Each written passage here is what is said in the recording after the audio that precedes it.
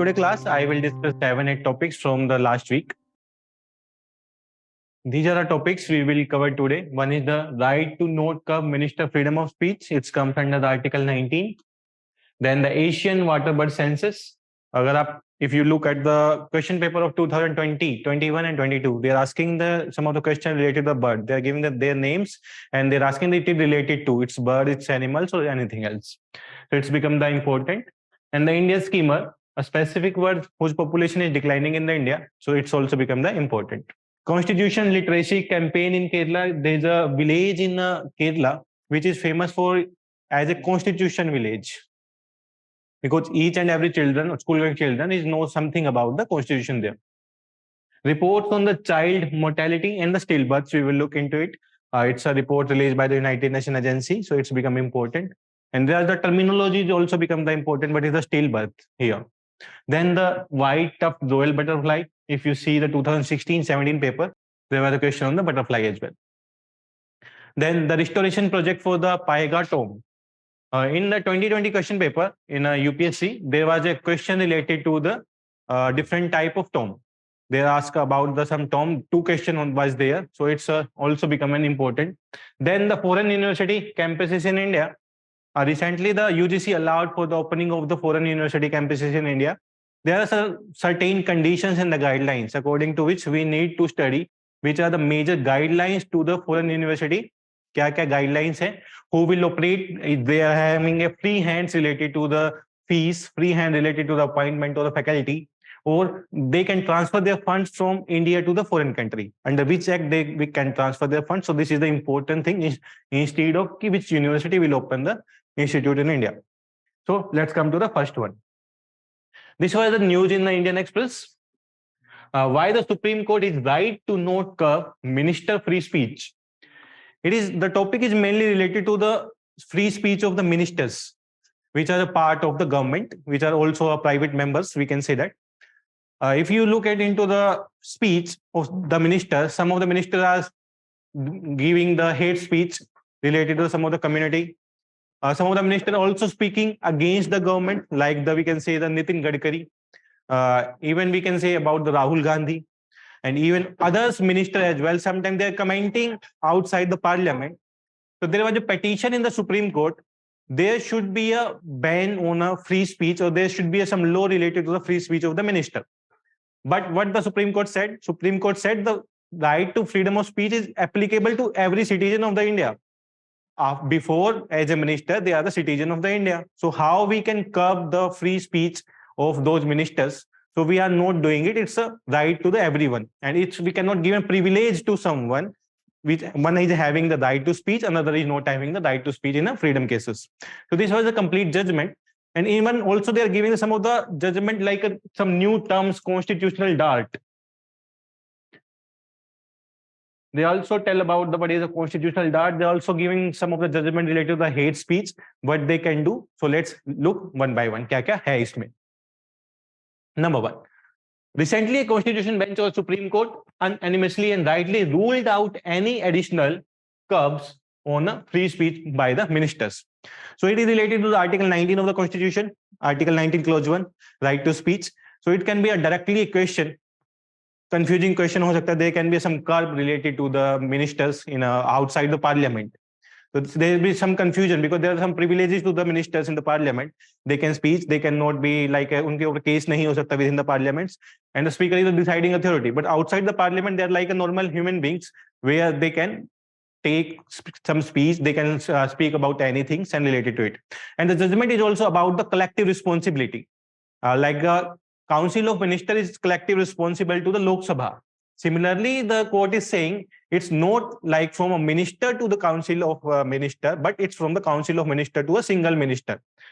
Court is saying that the guidelines will travel from council of minister to minister, but not from the minister to the council of minister.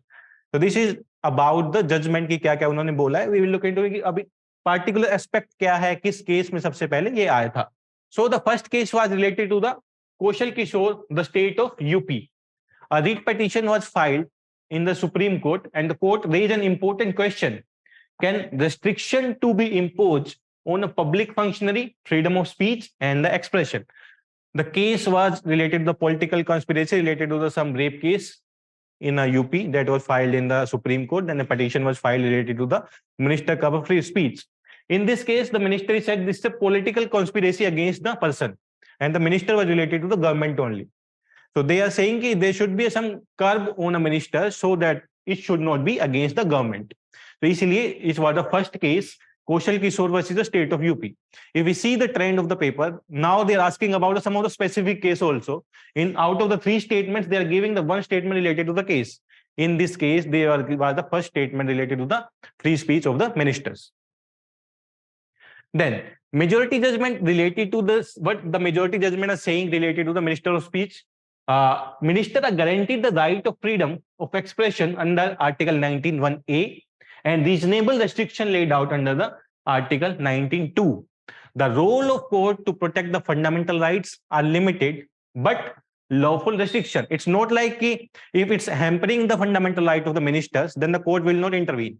Court will intervene as it's hampering the fundamental right of a common human being or a minister. Both are equal for the Supreme Court. अगर किसी का भी fundamental right पे effect होता है, he or she can directly reach to the Supreme Court or High Court in that case. Then they are giving the some of the judgment related to the collective responsibility. The majority roles make a valid distinction on the government serious responsibility or ill judge or hateful remarks. The flow of the stream in collective responsibility is from the Council of Minister to the individual minister. Any case, जो भी Council of Minister का meeting होता है, then the final meeting will be flow through the Council of Minister judgment to the final to the individual minister. It's not like the individual minister will say, then it will be approved by the Council of Minister. So a direction would always be from the Council of Minister to the minister. The court said it's under the collective responsibility of the Council of Minister. Then flow is not on the reverse side, namely from the individual minister to the Council of Minister.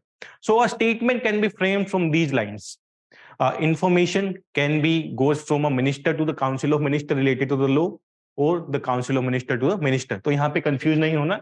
It's according to the judgment of the court. It can only flow from the Council of Minister to minister. It is not possible to extend the concept of collective responsibility each and every statement orally. कोई भी orally statements होगा, like I think you are a minister and you are giving a statement outside the parliament related to the work of the government.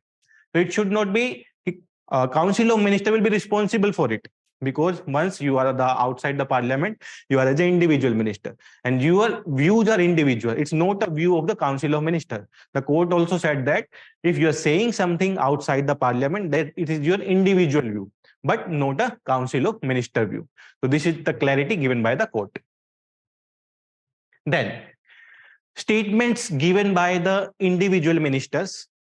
In this case, the Supreme Court says that if a minister is saying individually anything related to the religions, related to the freedom, related to development, related to the constructions, if it is not hampering any individual person right, or it's not impacting or related to death, related to the other hampers to the individual person, then it will not be considered as a responsibility of the Council of Minister.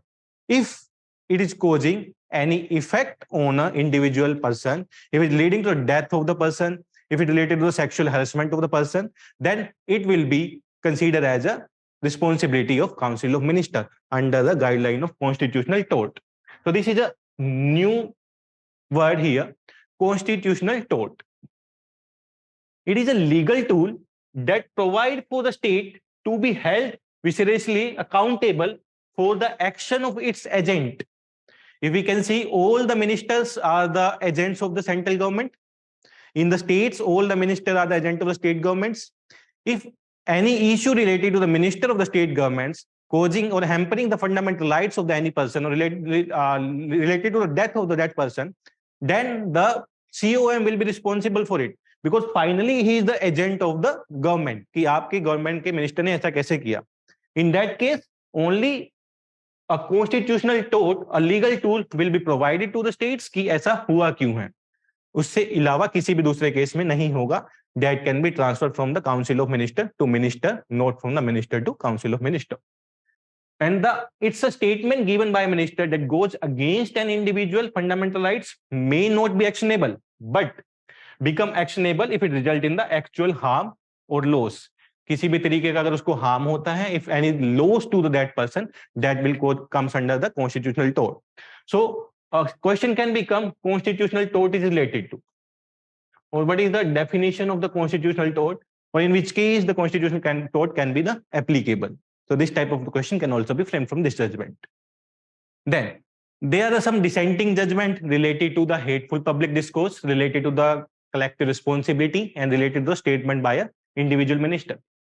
In the majority judgment, the court pass about the COM will be the responsible if the person is causing the hate, if person is causing harm to the another person, and the decision will be traveled from the COM to minister, but not from the minister to CM. But in a minority case, there gives some statement related to the hate speech. The minority judgment express concern over hateful public discourse, hate speech, whatever its content denies people dignity. There is a 5 judgments. It's in the ratio 4:1. 4 is the majority case and 1 is the minority case. Majority case says if it only happen when it's causing the harm to the person or the loss of the life to the person. But in the minority case, it's saying that if it related to dignity of the person, denies the people dignity. If you see during the election campaign, there was a election, देश के गद्दारों को गोली मारो dash dash को. So it's against the dignity of that community. You cannot say that all the members of community related to terrorist. You cannot say that. So in a minority judgment, say that if it's denying the people dignity to that person, it's also implementing in that case. But we are considering the majority case here. So minority cases में consider नहीं होता है. But in the minority judgment, it was said that if it's impacting the dignity of the individual person, that can be also considered as this case. And it's also said that we should focus on the understands and the measure of their words. What the minister are saying outside the parliament, what they are saying about the specific individual community, individual religions के बारे में वो क्या क्या बोल रहे हैं, तो हमें उनके wording पे भी देखना होगा कि क्या wording use किए. If we see the two news channels, all debates are related to religion only. If it's become the Hindu Muslim, if become the Christian, कोई भी है, mainly 99% of debates are related to the religion only. And they are targeting only a single community. They call 2% of that community, insult them and send them home. They are not providing the उनको बोलने भी नहीं देंगे and mute them in the debates. So these kind of things are happening. Even in that case, the Supreme Court also given a judgment why this cannot be fair, why these channel cannot be fair, why these anchor cannot be fair if they are spreading the hate in a community. So this type of judgment also recently released by the Supreme Court. Then, what was the minority view on the collective responsibility? It says it is possible to attribute vicarious responsibility to the government if a minister view represent that of the government and related to the affair of the states. Let's take an example. If the Council of Ministers passed some law related to the UCC, Universal Civil Codes, and there are some clauses which are impacting some minority community, it's impacting the a Muslim, Christian, Isais, किसी को भी impact कर रहा है. In that case, the words of a minister is related to the government only because it's a government law and the minister is saying the government law in the outside the parliament. So the minority government saying in that case it should be considered as a part of state. But in the majority government it says that we cannot consider it as a part of state until and unless it's from the Council of Ministers से minister के पास आएगा. वो उसके individual responsibility if he's saying it outside the parliament.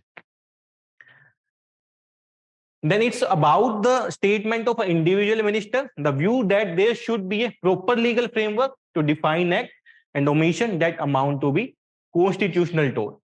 किसी को भी constitutional tort में it's open ending right now. किसको कंसीडर करेंगे कॉन्स्टिट्यूशनल टॉर्ट में, किसको नहीं करेंगे, इट्स ओपन एंडेड. हार्म एक वर्ड है लेकिन उस हार्म का कैटेगरी कितना बड़ा किया है आपने, that is not defined by the Supreme Court. So in minority judgement से that we need to define the constitutional tort. Okay, I hope कि ये जजमेंट आपको समझ आया, majority and the minority view. In a majority view, we are focusing on the COM to ministers as well as in the constitutional tort, but in the minority view, we are saying the opposite of it, कि ऐसा होना चाहिए but ऐसा नहीं हुआ है. Then let's see about the Article 19 के अंदर क्या क्या आता है, because the judgment is completely related to the Article 19. The Article 19 include the freedom of speech and expression to assemble peacefully without arms. Kerala court against the right to strike. Recently, the Kerala High Court says that right to strike is not a constitutional right. So there is a higher chance they can be given right to peaceful protest peacefully. It's a fundamental right. So there is a little difference, right to protest and right to strike. There is a little difference, but the right to protest in a peaceful manner is a fundamental right, but right to strike is not a fundamental right. Then to form the association and the unions to move freely throughout the territory of the India, to reside and settle in any part of the territory of the India, to practice any profession, to carry out any occupation, trade or business. So this is what's about the Article 19. Then the Article 19.2 of the Constitution of India, 1949, in subclause A shall affect the operation of any existing law or prevent the state from making any law from such an impose reasonable restriction on the exercise of the right confirmed by states, which affecting the sovereignty, integrity of India and the security of the states. They can curb the rights in some cases if it's affecting the national integrity of the India or it's against the states. In that case, the right of freedom can be changed. This was the question in 2014, the mains examination. What do you understand by the concept freedom of speech and expression? You can directly quote the judgment here. Even the points about the constitutional tort you can quote here. So directly you can give the answer. This type of question can also be asked because there's debates from the last 1.5 years, freedom of speech. That is not given to the ministers, that's not given to the media. So that this type of question can also be asked. Then it's about the survey at the Alappuzha wetland in the Kerala, and hence a decline in the number of visiting water birds. So there's a specific water bird which are declining. There are the 3 species of that bird. So they can ask about directly about that species. It is related to, it's a bird, it's a mammal, it's any other animal. So we can look into it. So it's a survey conducted as a part of the Asian Water Bird Census 2023. Shows the population of the some migratory water birds, especially duck species, visiting the Alappuzha region of the Kerala is falling continuously. So here are the 3 species of ducks are given in this Asian water bird census. So we will look into it. Kya species hai? So it's not a random thing. They are asking the random bird name. They are asking only those bird name which were in the news. Similarly, we discussed about the 3-4 bird initially, which was in the news, and population is also declining of those birds. So similarly, you can note down these bird name. Let's first of all we see where the Alappuzha is located. It's on the here in the Kerala coast and the Alappuzha. We can see in this Alappuzha, Kerala location in India. So it can also be asked कि location से related भी question आता है कि Alappuzha कहाँ पे located है. So it should be clarity कि Kerala में है. Then the highlight of the survey. These are duck species: northern shoveler, common teal, and the Eurasian vegan. We cannot identify with the name until and unless we don't know. कि हम नहीं बता सकते. These are duck species by their names. Northern shoveler, common teal, and the Eurasian vegan. These are the bird duck species which are cited in the previous survey. Were totally missing this time around. So these population of these birds are declining continuously. So the report is saying about it. And the major impacts related to the climate change. The climate change has affected the number of birds visiting the regions. However, the precise impact of climate change require more detailed studies. And we say that this is happened due to the climate change. The climate change is a broader term. In a climate change, maybe due to the like a temperature change, maybe due to the some of the air quality change, maybe due to the a water quality change, maybe due to the less oxygen in the water quality. So what type of the climate change impacting these, decreasing the population of these birds? This is not completely identified, but a major term is saying this is due to the declining due to the climate change. Asian Water Bird Census कौन निकालता है? Asian, it's a citizen science program supporting conservation and management of the wetlands and the water bird worldwide. It's a part of global international water bird census coordinated by the Wetland International. So you can write it is released by the Wetland International. Wetland International, so don't confuse related to the UNEP का option भी होगा वहाँ पे, as well as the UNFCCC का option भी होगा वहाँ पे, so don't confuse with that one. It's released by the Wetland International. Asian Water Bird Census is parallel with the other regional programs of the IWC in Africa, Europe, West Asia, and the Neotropics. So these are some of the regions where they are also operating. Now we will completely focus on AWC in India. Asian Water Bird Census in India में क्या क्या हुआ? It started in the 1987, rapidly took over major region of the Asia from Afghanistan, Japan, Southeast Asia, and Australia.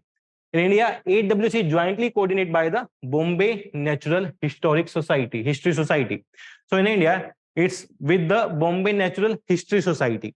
It's not only by the Wetland International, but it's with the Bombay Natural History Society. So both the agencies are working in the India for this survey. Then, what is the significance of this survey? हम counting करते हैं, तो what is the significance? So it is an idea to give the birds at the wetlands and the health of the wetlands. If there is a decreasing in the number of birds, means that there is a pollution in the wetlands, so there is some environmental changes in that area. We can say that.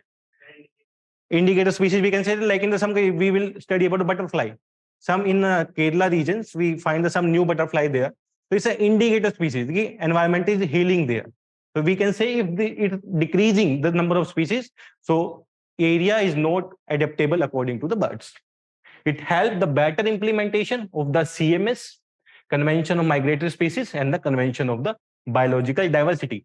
Nowadays, convention become the important क्योंकि after 3 years offline convention होना शुरू हुआ है because due to the COVID there was the every convention was the online sorry. In that case there was not major like rules taking during that online conventions, but during these offline convention, even it's a COP27, it's about the CBD. There are some major changes about the financial reports. तो it's become important कि आपको बारे में उस conventions का major outcome क्या है वो important हो जाता है. Then this was the question asked in the 2014 related to the Wetlands International. It's a direct question. It is an intergovernmental organization formed by countries which are signatory of the Ramsar Convention. It works at the field level to develop and mobilize knowledge and use of practical experience to advocate for the better policy. So the second statement is correct. यही काम करती है. And the first statement is not an intergovernmental organization. Okay. So this type of the question can also be asked. The theme will be the same. If you see the trend of the UPSC question paper, the theme will be the same. Statement will be changed. But how they are framing the statement, you should know. They are changing only this word here. पूरा statement बाकी ठीक है. They are changing this word here. So you need, when you are looking at the PYQ, so your focus should be on how the statement is framed on a particular topic. Because there are a very less number of professors who are setting these papers. So every time we are considering the paper is setting by the one or others. या तो वो करेगा या वो करेगा. And the focus is the same only. क्योंकि उनका theme वही है, reports वही है, topic can be changed, but the statement framing will be remain the same. We can see the trend of the paper according to that कि ऐसा ही themes आ रहे हैं. Then the Godavari estuary in the Andhra Pradesh has become the prime habitat of Indian skimmer. As per the Asian Waterbird Census, in the same census in 2023, which has been started recently, the Godavari estuary in Andhra Pradesh has become a prime and safe habitat for the Indian skimmer. Its name is Rhynchops albicollis. So sometimes they are also giving the scientific names. So is the Rhynchops albicollis. It's the name of the Indian skimmer. It's found in the Koringa Wildlife Sanctuary. Another common name of the Indian skimmer is the Indian Caesar bill. So Indian Caesar bill से भी we cannot identify it's a bird. Indian Caesar से आप लोग तो कुछ कैंची को identify करते हो. So Indian Caesar तो इस तरीके से ही like I can tell you in 2021 there were 3 birds in your question. There is a single question with 3 birds. All 3 birds were taken from different newspaper. One was from Times of India, other was from the Express, and other was from the Hindu. And the timeline was also different. In different months, they took the single birds and asked the question in the paper. The species can be sighted near the Chambal River in the central India, in a few part of Odisha and the Andhra Pradesh. What are the major threats for this bird? Habitat degradation, excessive and widespread increase and disturbance near the rivers. These are the broad major threats.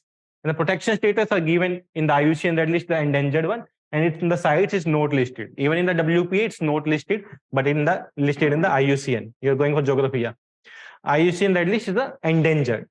हाँ, लेकिन wild life protection act में animals को भी like sites का भी जो speech जो है वो ऐड हो गया WPA में भी. If you see the recent amendment in the Wildlife Protection Act 1972, now the schedule for the sites is added in that group. So In that case, it should be available in that WPA में भी available होना चाहिए, sites में भी available होना चाहिए, because in a WPA we are considering both the animals and the birds. तो उस case में it should be available, but यहाँ पे list out नहीं है. This is the bird, you can see, it's a birds available. तो इससे नाम याद रहेगा if you have a pictorial view in the Indian schema. Yeah. Then about the Koringa Wildlife Sanctuary. The government declared part of Godavari mangrove system as a Koringa Wildlife Sanctuary in the 1978. Rehabilitate the saltwater crocodile. So we can say कि saltwater crocodile Koringa Wildlife Sanctuary में मिलते हैं. Species such as the olive-ridled turtle and the Indian otters. So it's a wildlife sanctuary is famous for the crocodiles, for the turtles as well as the Indian otters. So sometimes they are also asking the question कि इस wildlife के species कौन-कौन से, उस area के habitat major species कौन-कौन से. So if it's about the Koringa, then we can see in the turtles, the Indian otters and the saltwater crocodiles are the major species finding in this wildlife sanctuary. So we can see here it's a Koringa Wildlife Sanctuary. इसके case में many wildlife sanctuaries. So you should know about Krishna Wildlife Sanctuary was also in the news. Koringa Wildlife Sanctuary we can say, and the Papikonda Wildlife Sanctuary is a famous one there. So these are some of the 3-4 important wildlife sanctuary. So we can look into it. And it's a specificity of the UPSC. They will not ask this one. They can ask the other one related to it. जो news में है उसके आसपास का area they will ask. We can see in Indus Valley civilization, there were sites in Gujarat, Lothal was in the news. But they asked the other 3 sites also that was near to the Lothal, and they gave a match the following. So similar kind of the question can also be asked here. तो हमें relate करना है exactly ना. If this is in the paper, so this can also be asked. So दो वो relation आपको develop करना है during the your reading कि ये पूछा है तो it can also become. So now the constitutional literacy campaign in the Kerala. So it's a simple news, the first kind of initiative in the Kerala, a constitutional literacy campaign. ये आप exactly अपने mains के answer में include कर सकते हैं या फिर किसी case study में ethics में भी डाल सकते हैं related to the governance purpose. If anyone knows the constitution well, then उसको governance करना आसान हो जाएगा, उसको government की policy को use करना आसान हो जाएगा, scheme का implementation आसान हो जाएगा. He can use very well his fundamental rights. If we go to the even in the ORN market, the people don't know about the fundamental rights. They are afraid from the policeman. They are afraid from the other person also. So if everybody know about the fundamental rights, then उसको easy govern करना हो जाएगा and also can take their rights also. So it's a Kollam as the first totally constitutional literate district, Kollam in Kerala. KOLLAM. A part of the campaign, the entire population of Kollam above the age of 10 will be briefed on the preamble of the constitution and the historical background of the document, its basic principle, fundamental rights of citizens and the legal remedies. So these are majorly जो requirement exactly आपको fundamental rights आपको requirements हैं, कोई भी legal action होता है उसके लिए आपको legal remedies requirements हैं, basic principles क्या हैं हमारे constitution के, हमारा constitution बनाया किसने है.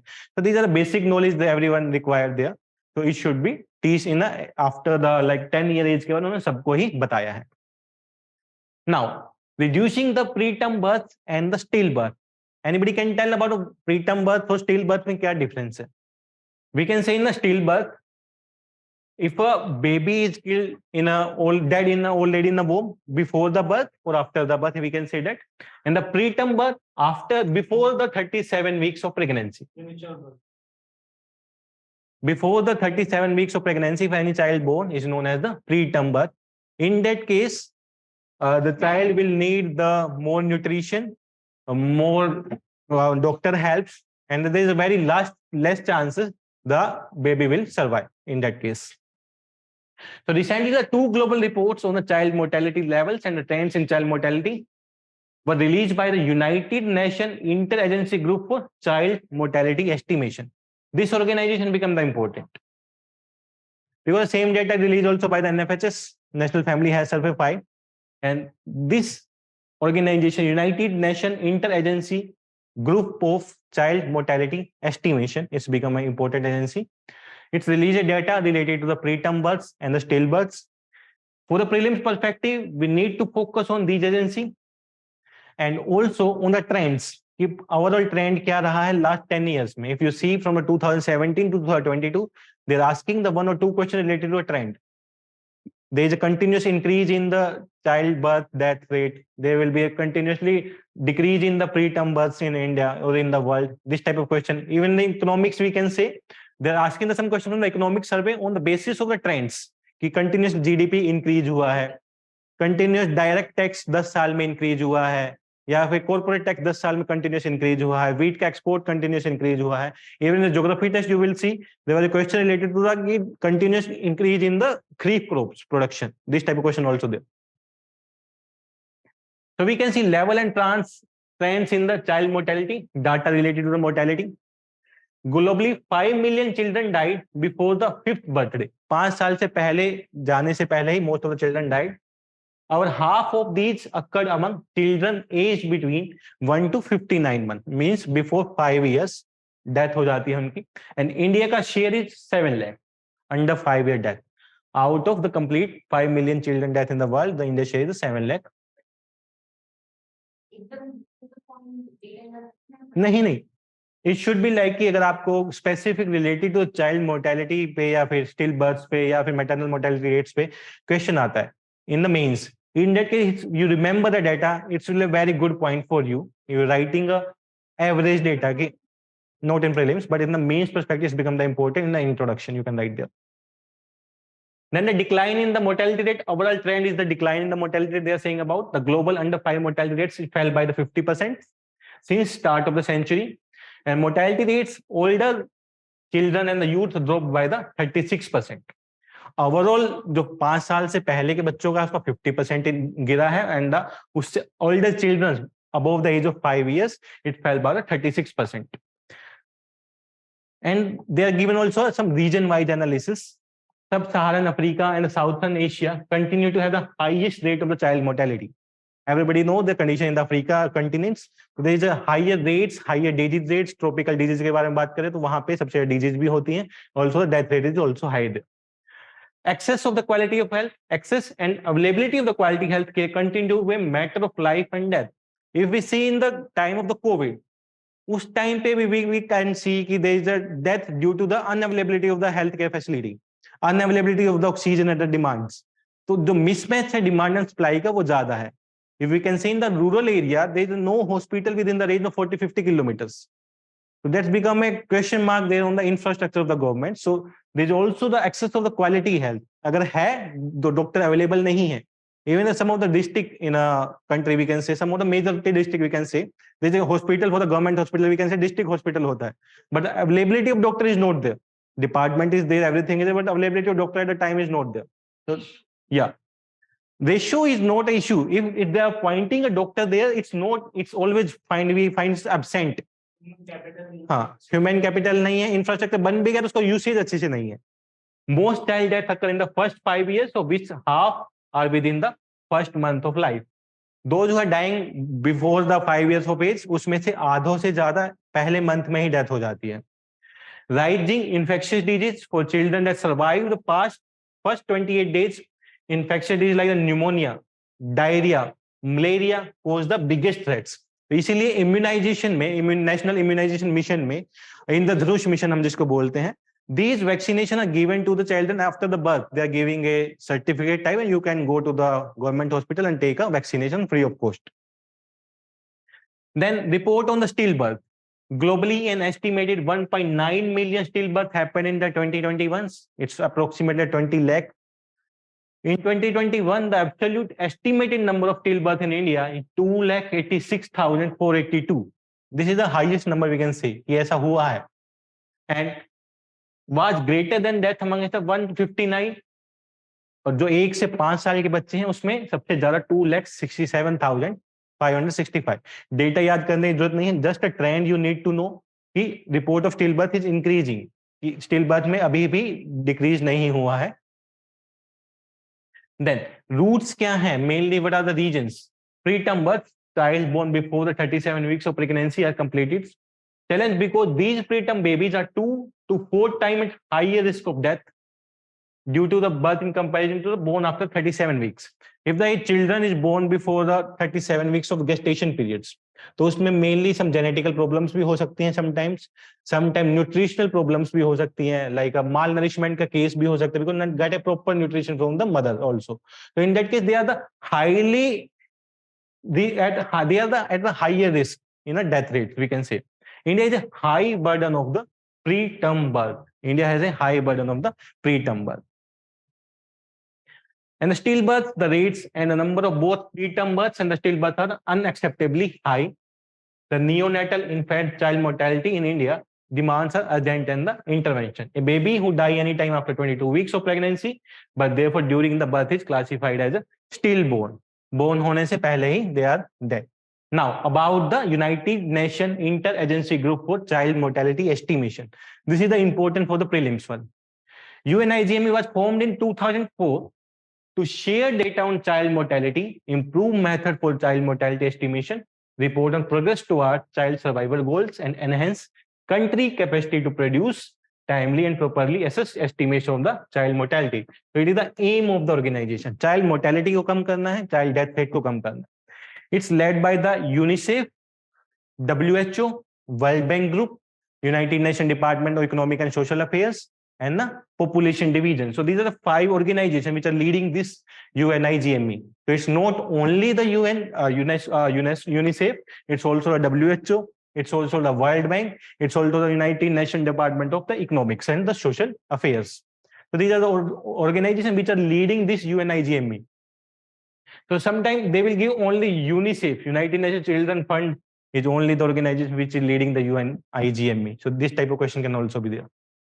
Then these are some of the initiatives in India which are related to the like mortality rates कम करने के लिए, child nutrition को बढ़ाने के लिए, we can say पोषण अभियान, एनीमिया मुक्त भारत अभियान, the National Food Security Act 2013, प्रधानमंत्री मातृ Vandana Yojana where we are giving the 6,000 to the female, integrated child development schemes, and the Eat Right and the Fit India movements. It's related to the number of calorie intake. So these are some of the programs. These are important for the prelims as well as the main purpose. But if you are going to read through the prelims purpose, you need to the aim of the each abhiyan, aim of the each scheme. उसके अंदर specific क्या-क्या चीजें हैं? If you see the NFSA, they asked the question on 2017. They ask about the who will be the head of the ration in the home, a girl above the 18 year of age. They give about the 6,000 rupee given to the woman, but if time period was the change, they are given like 18 months, they are sometime given, but it's like other. Similarly, you need to focus on the each scheme aims, objective, and the advantage. किस groups को target है? Target to which group? Then this is the rare white-tufted royal butterfly found in Kannur. This is the butterfly found in the Kannur in the Kerala. In 2016-14, they asked a specific question related to the butterfly. Even in the 19 also, they asked a question on the butterfly. So it's become important this just to know about the butterfly, क्या status है, क्या है butterfly के बारे में, कहाँ पे मिला है. That's the only thing we need to know. A team of butterfly observers found a white-tufted royal butterfly in a Kannur, Kerala.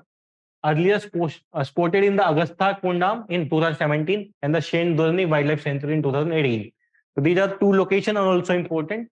Agastha Kundam and the Shendurni Wildlife Sanctuary. These are also in the Kerala.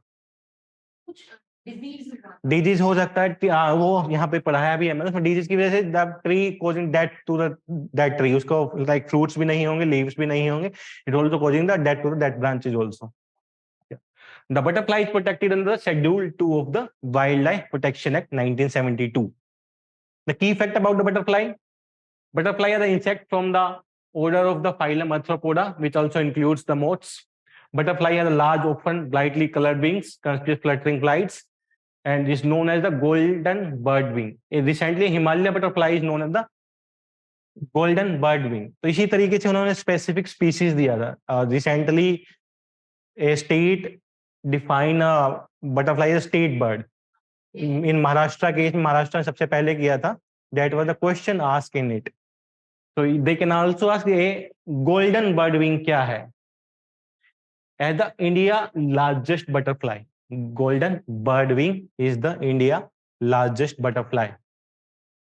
So these are what are the significance of finding these butterfly, rich biodiversity है, as well the indicator species provide the information of the overall condition of the ecosystem. If the number of the butterfly is increasing in the ecosystem, means the ecosystem is healing very well. And so also pollinator species. It's very important for the pollination. The butterfly is considered as very important for the pollination. Then this was the question 2016, recently the first time in our country, which of the following states had declared a particular butterfly as a state butterfly? And it was happened in the 2016. So the Maharashtra was the first state which declared the state butterfly. After that, many states like the Kerala, Karnataka, Tamil Nadu also announced the same thing. Now, the restoration of the project for the Paiga tomb. It's a tomb in Maharashtra, we can say here. Sorry, in Hyderabad, we can say. This is a tomb, iska restoration karna hai abhi. So that's why this in the news. We need to know about the tomb, a basic banaya kisne tha, related to which dynasty, and is located where. That's the only three important information we need to know. The US government and the funding will be given by the US government for the restoration. The US government will extend financial support of 2.5 lakh USD for the cultural preservation toward the restoration of 6 of the Paiga tombs built in the 18th to 19th century in the Hyderabad. And the Aga Khan Trust culture will implement. In India, the Aga Khan Trust will implement. The Paiga tombs is a necropolis belonging to nobility of the Paiga family who served the Nizam of Hyderabad. These families served to the Nizam of Hyderabad, and the tomb made of lime. So this is the important one. This is made of lime, mortar, and the marble. A question in 2019 maybe they are asking some related to marble. It's like a Buland Darwaja. This red sandstone. They are asking this type of question 2019 maybe. So that this is become the important. The tomb is made of lime, mortar, and the marble. One of the finest example of Indo-Islamic architecture. So this tomb is an example of the Indo-Islamic architecture. So the architecture can also be asked. It is related to which kis architecture में बना हुआ है. The Paiga are among the most influential and the powerful family of the Hyderabad in the 18th century. And the Hazrat Umar bin Al-Khattab, Islam's second caliph के descendants माना जाता है इस family को. Paiga family is considered a descendant of the second caliph of the Muslims. So this is, we need to know कहाँ पे located है. It's located in the Hyderabad. Funding is provided by the US governments, and the Aga Khan Trust will implement this restoration. And this is made up of the Indo-Islamic architectures, and this like made of lime, mortar, and the marble. These are the 3-4 important information about this tomb. So this is the tomb we can look. This is the now condition. So we need a restoration of this tomb. Next, and the last topic for the today.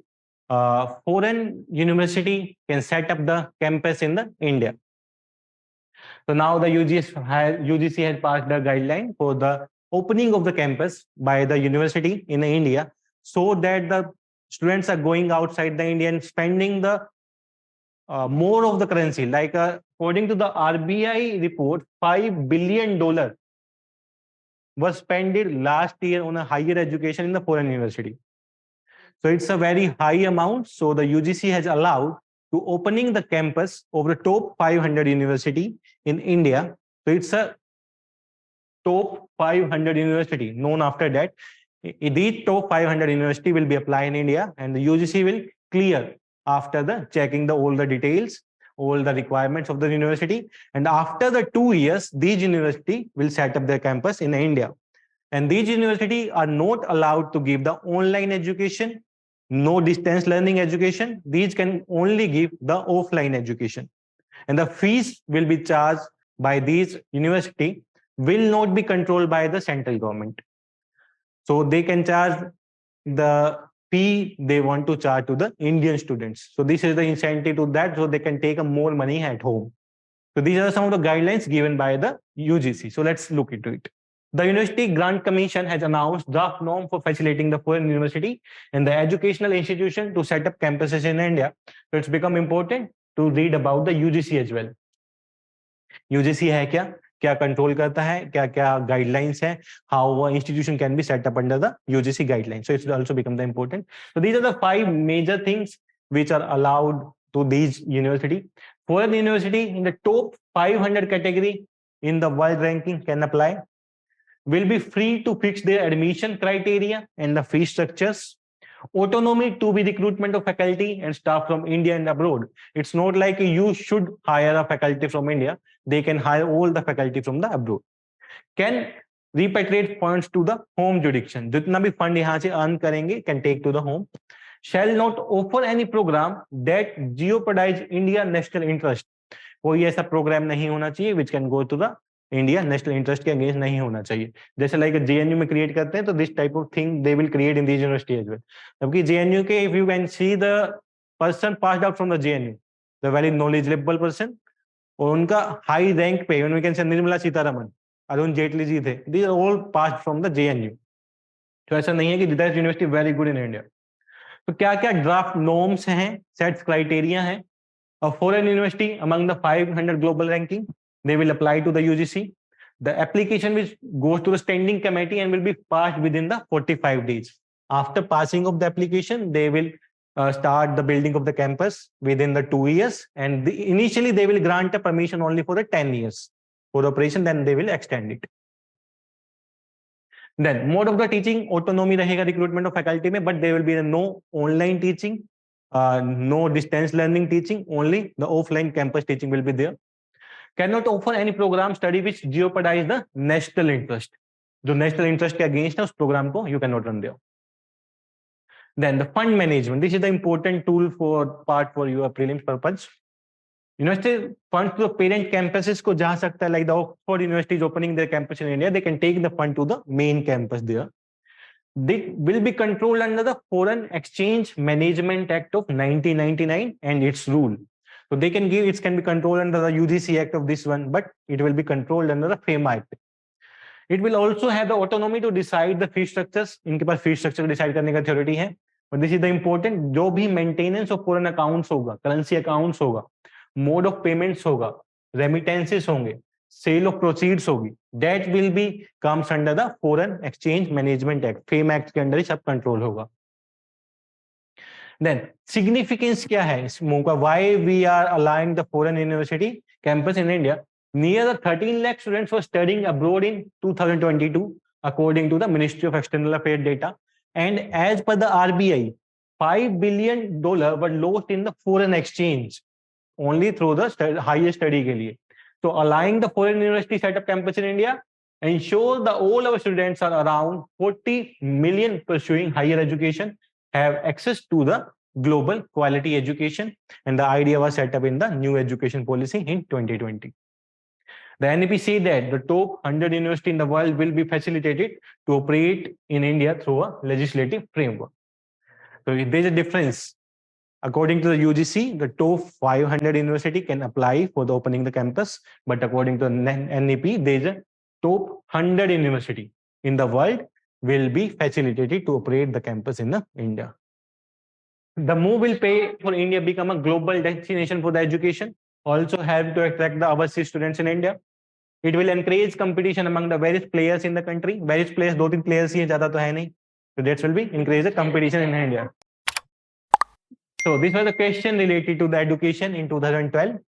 Which of the following provision of the Constitution does have a bearing on the education? तो DPSP है, rulers and local bodies के भी है, 5th schedule, 6th schedule, 7th schedule, सब में ही है. तो the answer will be D here. So this type of the question can also be framed. Education किसके अंडर आता है? It's in the state list, concurrent list or the center list. तो major idea about the current affair classes, how to choose a topic, उसमें से पढ़ना क्या है? Topic almost सब websites पे ही मिल जाएंगे आपको. But what to read from those topics is the important. क्या पूछा जा सकता है, that is the important, and how the question initially asked from these topics, that become the important thing.